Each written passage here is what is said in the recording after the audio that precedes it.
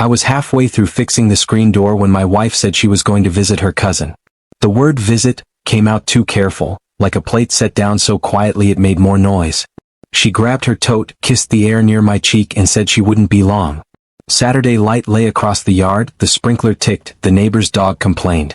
Ordinary sounds wrapped around an off note I couldn't unhear. Cousin. Her cousin lives 2 towns over, 27 minutes when the highway behaves.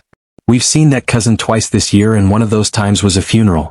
Yet my wife dressed like the city might take notes. Pressed jeans, little black boots, the white shirt that never survives our laundry but looked showroom new. She even wore the perfume she saves for birthdays and apologies. Maybe I'm petty? Maybe 5 years of it's nothing, and don't be dramatic, trained me to hear danger inside politeness. Or maybe the way she silenced her phone and slid it face down into her tote before leaving told me everything. I stood on the porch pretending to be a man who trusts. I lasted 3 minutes. I took the old sedan with the loose mirror and the fan belt that whines. If she spotted me, I could claim an errand for screws or mulch. This wasn't spying, I told myself. It was proof. Proof that I was paranoid, or proof that I wasn't. The highway unrolled and I kept 3 cars and a truck between us. When she exited before the cousin's town, my stomach dropped like a tossed wrench. She drifted through neighborhoods that had no reason to know our tires. Repurposed warehouses, bright mural doors, couples walking French bulldogs in matching coats. Afternoon held a wet gold, the kind that promises night will arrive kindly. She parked behind a building with frosted windows and no sign. I coasted past, circled the block and tucked my car behind a painter's van. From there I could see the side entrance. She checked her reflection in the glass, smoothed her shirt and went inside. There are 100 reasons a wife might use a side door in a building with frosted windows. Surprise party. Secret tattoo. Private grief. I tried them all on and none fit. I watched a cyclist coast by, a kid hop 2 squares of sidewalk like lava, a couple share 1 bottle between 4 hands. My wife did not return. At 25 minutes a man in a charcoal jacket arrived, checked his phone and went in. At 32 a woman with a clipboard followed. At 39 the painter whose van hid my car came back carrying rollers and a plastic tray. He nodded like I belonged there. I nodded back because shame wears any mask that fits. I stared at the buzzer. I told myself I would wait to confront her in the open air, with sky and traffic lights and witnesses. I told myself I would not become the guy who storms rooms. Then I remembered the way she laughed too quickly when I asked if we were okay last week. I remembered the whine she insisted we finish, so it doesn't go flat. The way her phone lit with a name I'd never seen, Drew, and how she turned the screen away. I buzzed 2A. No answer. I buzzed 2B and said I had a delivery. The door clicked. Cool, disinfected air. Hallway lights like coins down a well. The kind of building that smells like fresh paint and caution. Abstract prints hung on blank walls, expensive and uninterested. The hall forked, left up a stairwell right to a slow elevator with a stubborn arrow. Footsteps somewhere above me, a door closing softly. I should have left. I went up. The second floor held 3 doors. 2A and 2B wore little brass plates. 2B had a discreet notice taped near the handle. Please silence phones before session. Session. Therapy? Massage? Something else people whisper into cupped palms? I pressed my ear to 2B and heard a hush like a white noise machine and a voice too soft to shape. My wife has a laugh with a tiny crack on the inhale, like a door shifting its weight. I waited for it and heard nothing. The elevator sighed and delivered sound from above. The end of a song, clapping, a man thanking someone for coming. A small crowd spilled into the stairwell. I tucked into the shadow of a fire extinguisher and let them pass. 2 couples, a teen with headphones around his neck, a woman with a camera bag. The door to 3C swung, caught, and did not quite latch. I should have walked away. I went up. The 3rd floor landing had a ficus fighting for its life and a bulletin board fluttering with glossy cards. Yoga, meditation, intuitive bodywork, songwriting workshops, a flyer for a private listening room. 3CS door carried that logo, embossed into black. Private listening room. Booked sessions only. I peered through the slim rectangle of glass and saw a corner of a velvet chair in darkness sliced by a red recording light the size of a thumbnail. I put my palm to the door, not to push, just to feel the cool refusal, and from inside I heard a sound I know like my own name, the crack on inhale laugh, softer, smuggled through a wall. My wife laughing. The laugh she hadn't given me in months. I didn't push. I didn't knock. For the first time since I followed her, I froze, not from fear but from certainty. When that door opened, my life would split neatly into before and after, and no amount of careful words would glue it the same again. I stood there with my breath caught halfway, fingers hovering near the handle like moths to a porch light, feeling heat and cold in my wrists. I told myself I would count to 30. If no one came out, I would open it. Right then. I barely made it to 10. The knob turned before I could decide what kind of man I wanted to be. The door cracked, light spilling into the hallway, warm light, low, the color of honey over wood. Voices inside hushed all at once, like someone hit mute. I stepped back, pretending I'd just arrived, pretending I hadn't been listening with my ribs. A man walked out first. Tall, lean, arms inked in quiet blacks that vanished beneath rolled sleeves. His hair was neat in a way that took effort to look effortless. He carried a guitar case like it held his lungs. He saw me, nodded, friendly but curious. Behind him came my wife. Not just her remade.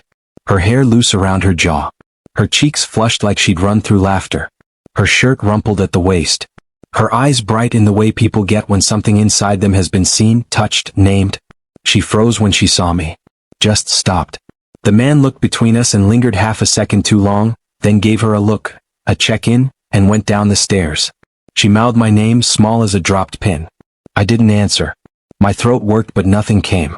She stepped into the hallway and closed the door behind her with a soft click, like sealing something delicate. "What are you doing here?" she whispered. "What are you doing here?" I asked. Her lips parted but no words came. She folded her arms, not defensively, more like she was cold, though the hallway was warm. Her perfume rose like a memory I wanted to return and run from at the same time. I told you. I was visiting. "Your cousin," I finished. She winced. "Please don't make a scene." "No one's here," I said. "It's just us."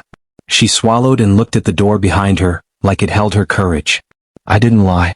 "Exactly. Try again." She closed her eyes like rehearsing lines she hoped I'd let her speak. "This is a private workshop. I've been coming for a while." "What kind of workshop?" "Songwriting." She said it quietly, like it might bruise if handled wrong. I blinked. My wife played no instrument. She never once mentioned wanting to. Her father was the one who played piano, a haunted upright that lived in their basement until water damage ate its ribs. She wouldn't go near it. Said music made her feel like she was failing at something she never learned. "You write songs now?" I asked. She nodded barely. "It's complicated." "I'm listening." But she didn't start with the truth. She started with the outline of a truth. "It's nothing shady. It's just a room. People sign up. We share drafts. We record ideas. He gives feedback." "He," I repeated. "The guy with the tattoos. He's a producer." "Does your cousin know?" Her face changed, regret, not guilt, but only just. "No." "Why tell me, cousin, then?" "Because I didn't want you to think." She stopped. "I didn't want you to worry. You always worry." "I worry because you hide things," I said. Silence stretched like a warning. She pressed her fingers to her temples, gathering thoughts like scattered beads. "It wasn't supposed to be a secret," she said. "I was going to tell you. I just needed something that was mine first. Something not defined by our house, our routines. Just mine." The words weren't cruel, but they carried a quiet accusation. I felt it hum under my ribs. "Why him? He teaches. And he listens," she said. The last words hung there. "He listens. As if I don't." She must have seen it hit because she stepped closer, eased her hand to my wrist. I didn't pull away, but I didn't close the distance either. "No one's replacing you," she said. "I promise. I haven't crossed any lines. Not telling me is a line." Her eyes flickered, shame or irritation, I couldn't tell. Then I crossed one. But it wasn't like that. I needed something. I felt numb for months. Like I'm living in a room that's too quiet and waiting for someone to speak. My breath came shallow. The hallway hummed. The building felt suddenly smaller, like it was leaning in to listen. "What happens in there?" I asked. "Behind that door?" "We write," she said. "Talk. Sure. Sometimes cry." Her laugh cracked. "It's embarrassing writing terrible lyrics and singing when you have no voice. But in there," she looked past me toward nothing. "In there, I feel like a version of myself I lost. And he makes you feel that way." She hesitated. One beat too long. "He helps," she said. The hesitation was enough to tip the floor under me. "Are you in love with him?" I asked. Her eyes widened. No. God, no." "Does he love you?" She blinked, stunned. No. He cares about the music. He barely knows me outside the room." I remembered the way he looked at her when he walked past us, not knowingly but with concern. Someone who'd heard private things. Things maybe I hadn't. Why didn't you tell me? I asked again. Because I didn't know how, she said. I didn't want you to stop me before I understood what it was. Before I understood myself. My jaw clenched. So you lied. I avoided the truth, she said. I'm sorry. The hallway lights hummed and flickered. Footsteps below, someone laughing, a door slamming. Life moving past our stillness. I need to see, I said. See what? The room. She froze. It's private. It's not just mine. There are other people's work, their stories. I don't want their stories. I want yours. She shook her head.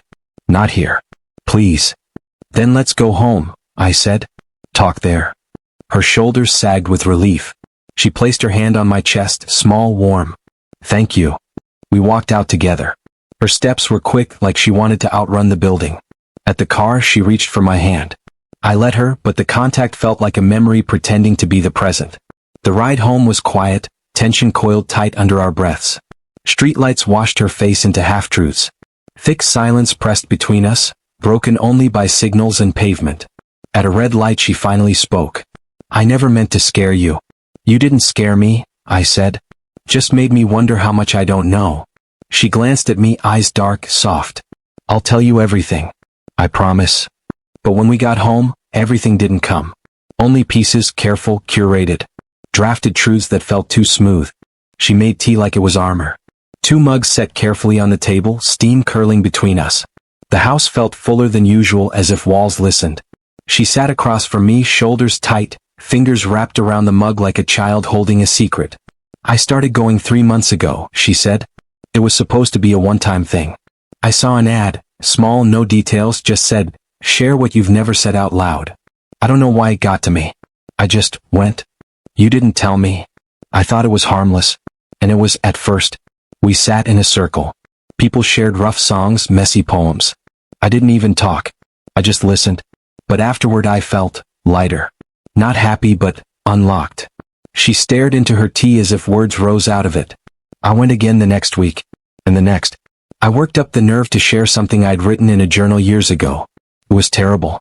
But she paused as though tasting the word, asked questions. Real questions. About where the words came from. What I wanted to say. I felt something shift inside me, recognition. I used to ask her about her thoughts, her dreams. Then life became calendars and errands and routine apologies. It wasn't about him, she said. It was about being asked. You haven't asked me for a long time. The words landed without malice, but they found their mark. I swallowed. A car rolled down the street. Headlights crawled across the ceiling before disappearing. So you lied because I stopped asking questions, I said. I lied because I wanted to keep something safe, she whispered. From me? No. From fear. She took a breath. I was afraid if I told you, you'd look at me differently. Like I was trying to be someone I'm not. I leaned back. So you became someone else and didn't tell me. Her lips pressed together. She nodded once. Honest, painful. I'm sorry, she said again. I should have trusted you. I wanted to be angry. I wanted shouts, slammed doors, the heat of blame. Instead I felt a cold, steady ache. Something measured, surgical. Did you ever meet him outside the sessions? I asked. No. Text. She hesitated. Sometimes. Logistics. Schedules. Only that. She nodded. Show me. She flinched. My phone's in the bag, she said, standing. She brought it to me with trembling hands, unlocked. I scrolled. Messages with his name, Elias. Short, confirming session times, sending a lyric prompt, reminding her to bring a notebook. Nothing romantic. Nothing suggestive. But absence of crime didn't prove innocence. Intimacy doesn't need flirting. Sometimes it's just being seen. I set the phone down. You should have told me, I said. I know. Why didn't you tell me tonight? She rubbed her palms together, whisper thin voice. Because when I saw you, outside that door, I thought you'd already decided what it meant. What did it mean? That I'd betrayed you. And did you? No, she said. But I betrayed your trust. I studied her face, the way her eyes held something new. Fear, yes, but also hope. A fragile hope I didn't know how to hold. I want to go with you next time, I said. Her eyes widened. It's not really something you watch. I want to see where you go. Hear what you hear. She hesitated. I don't know if they'd allow it. That's convenient. It's not like that, she said quickly. It's just, people share things they're not ready to share with the world. And you shared with him before you shared with me. She went still. Silence sharpened. I didn't go there because of him, she said. I went because I was drowning. Quietly. And I knew if I told you, you'd try to fix it. But I didn't know what was broken yet. Her voice cracked. Tears gathered, clung, but didn't fall. I thought I could figure it out on my own. Then I'd come home better, for us. And instead you got caught. She shook her head. No. Instead you followed me. We both went quiet. There it was. The other line. I could say trust goes both ways. That secrecy preceded suspicion. But truth is never tidy. Sometimes the match lights before you smell the gasoline. You think I shouldn't have followed you, I said. I wish you'd asked me first. And if I had, would you have told me the truth? She opened her mouth, closed it, looked away. For a while? No. There it was. Truth raw and ugly. So now what? I asked. We talk, she said. We learn. We try. Try what? To turn toward each other again. The clock ticked. The house exhaled. Are you leaving? She asked, barely audible. No, I said. Not tonight. She nodded and reached for my hand again. I let her. We sat like that, quiet, tea cooling between our palms. A truth hung between us. This wasn't about songwriting or secret sessions. It was about distance. Distance that formed like frost. Quiet, thin, inevitable. Eventually she spoke. There's a showcase next month, she said. Just small things. People sharing pieces they're working on. I was thinking of performing. Performing? I echoed. She nodded. One song. You wrote a song. She smiled, shy and sad. Kind of. It's unfinished. Can I hear it? She looked unsure. It's about us. A strange chill traced my spine. Sing it. Not now. I'm not ready. I sat back, considering. The version of her who would sing a song about us to strangers felt like someone I didn't yet know. I rose. I need air, I said. Okay, she whispered. Outside, night sat heavy on the street. Porch light cast a soft circle. Moths touched glass and fell away. I stood alone, breathing the dark, feeling the house, and the life inside it, shift behind me. A car rolled by slowly. A woman jogged with a dog that didn't bark. Ordinary things continued, unimpressed by the tremor opening under my feet. I thought of the man with the guitar case. The way he'd glanced at her, not possessive, not intimate, but knowing. Someone who'd heard her secrets, if only in verse. I thought of the laugh, the crack on inhale, that hadn't belonged to me for months. I closed my eyes. Inside, a light moved from kitchen to hallway. She was cleaning up cups, wiping counters, settling into the rhythm of a life that suddenly felt like thin ice. I went back in. We slept in the same bed, backs turned, breaths uneven. At some point in the night she reached for me. I felt her fingertips against my spine, hesitant, searching. I pretended to be asleep. Her hand stayed a moment, then drifted back to her own chest like a leaf caught and released by wind. We woke to a house that looked the same and felt different. Morning felt like a stage we hadn't rehearsed for. She moved quietly through the kitchen, careful not to clatter anything that might wake a wound. I sat at the table, hands wrapped around an empty mug, pretending I was choosing a spoon instead of choosing patience. She made eggs. I didn't ask. She didn't ask. The air smelled like butter and things we weren't saying. We can go together next week, she said suddenly, like she'd been building the sentence from the moment she cracked the first egg. To the workshop? I asked. She nodded. If you want. I studied her face. She meant it, maybe to prove something, maybe to keep me close. Maybe because she couldn't carry the secrecy anymore. Okay, I said. She exhaled, relieved or scared, I couldn't tell. Maybe both. We ate in silence, forks tapping the plate softly. When we finished, she reached for my hand again. I let her. Her thumb brushed my knuckles. We'll get through this, she whispered. I wanted to believe her. I nodded because belief is sometimes a choice you make before you feel it. After breakfast, she left for work. I stayed home, pacing rooms that suddenly felt too big. I walked into her studio, the one we weren't supposed to call hers. Craft paper on the floor. A keyboard we bought 2 years ago on a whim, untouched until recently. Notebooks stacked, pens scattered like she'd written in storms. One notebook lay open. I shouldn't have, but I read. Lyrics. Fragments. Lines crossed out, rewritten. most of it raw and shapeless, but one line kept repeating. I don't know how to say I miss myself. My throat tightened. I closed the notebook and sat on the floor, back against the wall, feeling the weight of a wife who'd been disappearing without leaving the house. My phone buzzed. Unknown number. I answered. Is this Aaron? A male voice asked. Yes. This is Elias. My stomach clamped. Silence pressed between us, tense and thin. What do you want? I asked. He hesitated, just long enough for me to know he'd thought about calling. I want to apologize, he said. For what? For the way that looked last night. It looked like you know my wife more than I do. Quiet. Then. We talked about her work. That's all. Why are you calling me? Because she's important, he said. And I don't want what she's building to get twisted into something it's not. My jaw clenched. What is it then? She's trying to find her voice. That shouldn't require hiding. I agree, he said. And she knows that. But sometimes people need to step away to hear themselves. That's easy to say when you're the one being heard. He paused. I heard chatter in the background, distant voices, a guitar string, footsteps on wood. I'm not replacing you, he said. Those words, soft, direct, hit a place I didn't want exposed. I didn't ask you to define your role, I said. No, he said gently. But I felt you needed to hear it. I hated that part of me did. You should talk to her, he said. Not to me. I plan to. One more thing, he added. Her song, it's good. It's honest. Let her finish it. He hung up before I could respond. I sat there, phone in my fist, anger and confusion wrestling under my ribs. I didn't know if he had just reassured me or stepped over another line. When she came home that evening, I told her. He called, I said. Her face fell. He shouldn't have. He said he wanted to apologize. He didn't need to. He said your song is good. She blinked. He said that. Yeah. Something in her softened, pride, embarrassment, vulnerability tangled together. I didn't ask him to call, she said. I know. I would have told you everything. Eventually. She nodded, accepting the blow. We stood there, quiet, neither touching nor retreating. Somewhere between us was the familiar warmth of our marriage, but now threaded with new tension, new distance. Can I play you something? She asked.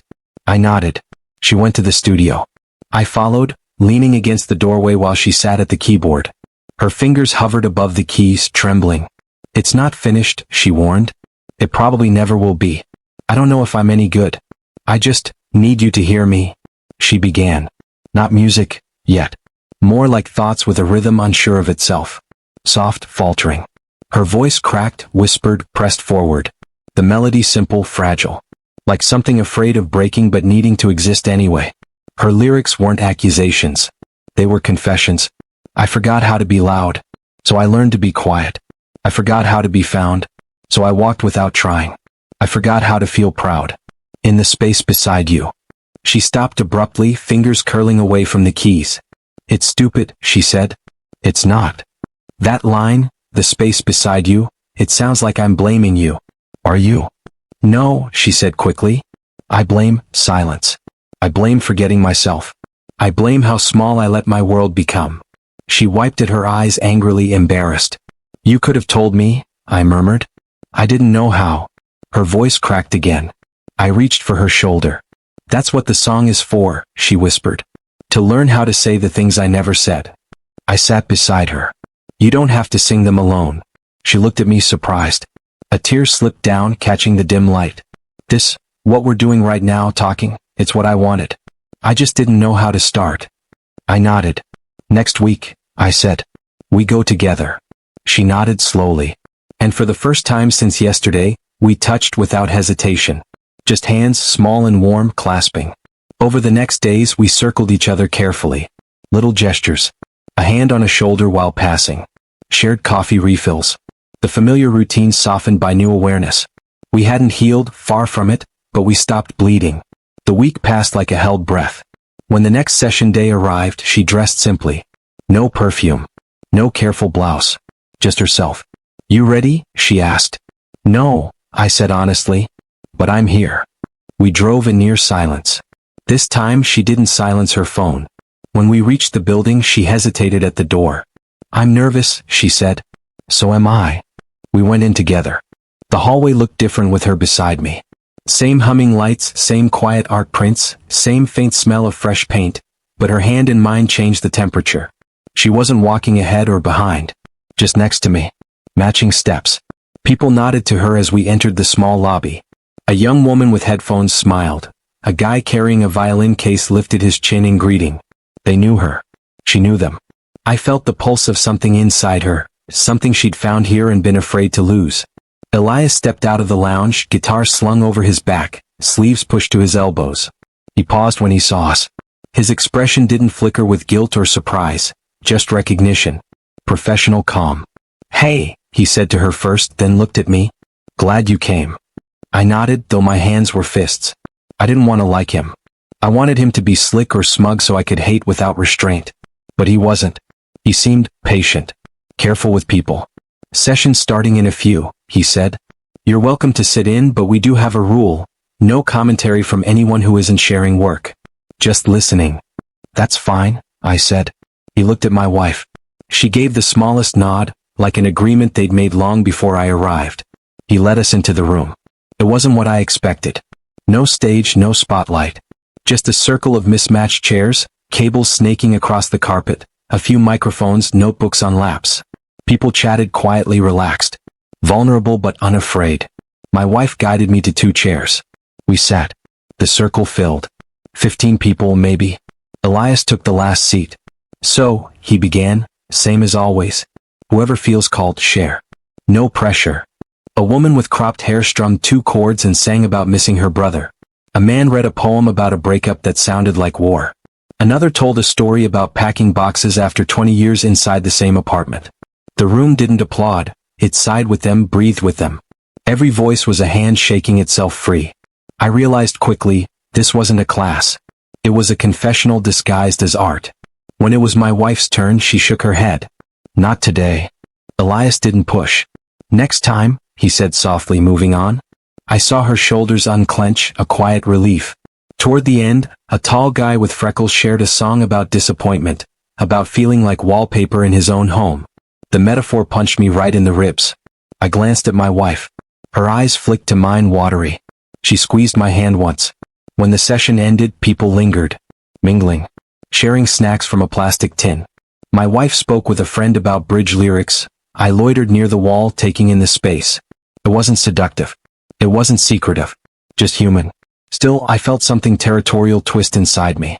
Elias walked over. "How'd it feel?" he asked. "Uncomfortable," I said. "Good. Means you were honest." I didn't like the way he saw through things. Made me feel exposed. "You asked her questions," I said. "Ones I should have been asking." He crossed his arms loosely. "Maybe. But if she couldn't answer them for herself, how could she answer them for you?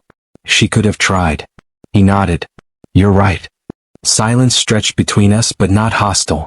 "She cares about you," he said. "I know." "No, she really cares. Everything she writes is rooted in that." I frowned. "You've read her writing?" "Only what she shares here," he said. "But when she talks about home, it's always tethered to you. That's not typical. Most people write to escape. She writes to return." Something in me cracked, like a locked door shifting. "And you?" I asked. "Why do you care?" He thought a moment. "Because sometimes people show up here right before their life changes. She's one of them. Just didn't know which direction it would break. I'm glad you came. It means you're part of the change, not standing outside it." He nodded once, slow, respectful, and walked away. I hated that he made sense. On the drive home, she reached for the radio, then paused. "Can we talk?" "Yeah." She folded her hands in her lap. "I should have brought you from the beginning." "Why didn't you?" She exhaled through her nose. "Because when I first went, I felt stupid. Lost. I didn't want you to see that. I didn't want to need you to validate it. I needed something that wasn't about being a wife." "And being a wife is, what?" "A cage." She shook her head quickly.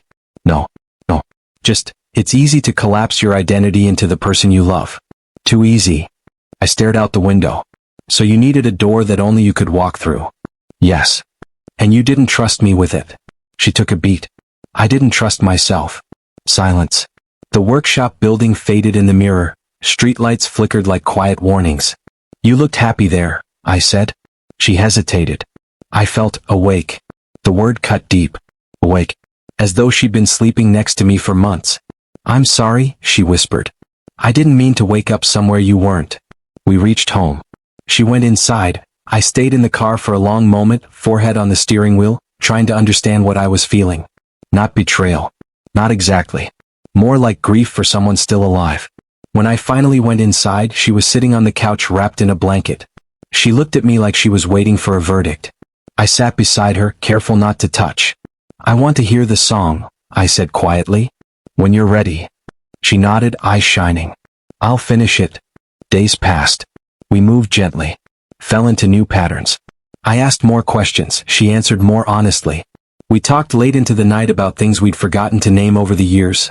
Fears, hopes, tiny dreams we'd buried under routine. And then, one evening, I heard her singing upstairs. Not tentative or scared. Clear. Steady. I went toward the sound. She was in the studio, standing in a pool of lamplight, eyes closed, hands trembling around the melody. I leaned against the doorframe, unseen, and listened to her finish a verse about losing light then learning to carry a candle. When she opened her eyes and saw me, she didn't flinch. "It's almost done," she said. "I can hear that," I whispered. She smiled. I stepped closer. "Play it again," I said. She did. And for a moment I felt the ground steadier beneath us. Two people learning how to speak again. The night of the showcase arrived faster than either of us expected. She paced our bedroom, humming the melody under her breath, stopping every few seconds to adjust nothing. Her hair, her sleeve, the invisible thread of courage she kept readying. I stood in the doorway, hands in my pockets, letting her move the way anxious people do when they're trying to keep from shaking. "You ready?" I asked. She paused. "No." I smiled. "Then you're ready." She let out a breath that shook at the edges, crossed the room and took my hand. Her fingers were cold. I closed mine around them until some warmth returned. The venue wasn't large, just a small hall with folding chairs and soft yellow lights. People trickled in slowly, greeting each other, clutching notebooks or half-tuned guitars. Elias was there, organizing cables, nodding at us when we entered. My wife slipped backstage. I found a seat in the second row. Not too close, not too far. When the lights dimmed, a hush fell over the room. One by one, people shared pieces. Songs, poems, stories whispered into microphones like confessions cupped in two hands. I listened, but my mind was tethered to the curtain, waiting. Then her name was called. She stepped out with small, careful steps, like she wasn't entirely convinced the floor would stay solid. Her hair was pulled back. She wore a plain shirt, jeans, no makeup. Just her. Her trembling fingers met the microphone stand. She scanned the room, found me, and held my eyes like an anchor. "My song," she began, voice thin. She cleared her throat. "My song is about trying to find your way back to yourself, and the person waiting at the door." She inhaled, shaky. Then she sang. The first line wavered. The second found ground. By the third, her voice warmed, a quiet river learning its own flow. I got small in the quiet, forgot how to call out your name. I kept still in the riot, thinking maybe the stillness was safe. My chest tightened. She wasn't singing blame. She wasn't singing apology. She was singing truth, the kind that sits behind ribs for years waiting for a way out. I walked rooms without windows, lost the map that once led me home. But your hand stayed at my shadows, like a lighthouse that never felt alone. Her voice cracked, then steadied. She closed her eyes, leaning into the last lines. And I know I walked away, when I didn't know how to stay. But if you're still standing there, I'm finding my way, back to the door. That never closed. Silence held the final note like breath. Then soft applause. Not wild, not explosive, just respectful, tender. She lowered the mic, eyes shining, chest heaving like she'd run miles. And when she stepped off the stage, I stood without thinking. She reached me. I wrapped my arms around her, and she melted into the shape she'd always fit. Not perfect, not healed, just honest. "You were beautiful," I whispered into her hair. She shook against me, laughing and crying at once. I was terrified. "I know." We held each other while the room continued around us. Voices, footsteps, someone tuning strings. Nothing dramatic. Just life moving. On the drive home, she rested her head on my shoulder at red lights, humming softly, the melody still waking and stretching inside her. At home, we stood at our doorway, the place her song had promised, and I realized the hinge had never truly rusted. It just needed opening again. We stepped inside together.